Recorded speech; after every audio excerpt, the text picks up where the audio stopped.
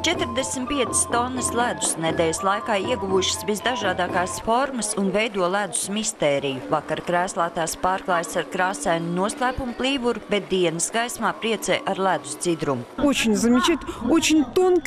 Brīnišķīgi, ļoti filigrāni darbi ledū, tik smalki uztaisīts, un tas rada iespaidu.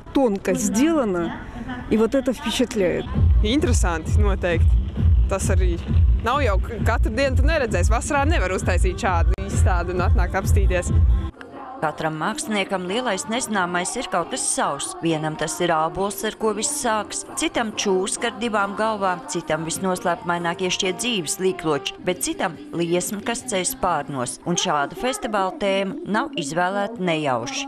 Gada laiki ir interesanti un notikumi pasaulē. Un kalendāri, māju, bet arī viena no idejām par mistēriju bija māksliniekiem ļaut radošāk pieiet bez robežām. Ledus skulptūra parks Jelgavā atvērts jau 14. reizi, un gluži tāpat kā telnieki, kas reiz pieskārušies ledum ar to saslimst, arī skatītāji šeit atgriežas vēl un vēl. Nē, es nezinu, to var sāpot ledus slimību, bet patīk tā noskaņa, patīk skaisti. Īstenībā citreiz mēs esam bijuši vakarā, kad tās gaismas spēles vēl. Tāda kā tā saules gaisma. Patīk vienkārši, ko cilvēks var izveidot. Arī bija redzēts, ka Ķīnā kaut kas līdzīgs taisās un ka latvieši tik augstā līmenī to dara. Tas laikam.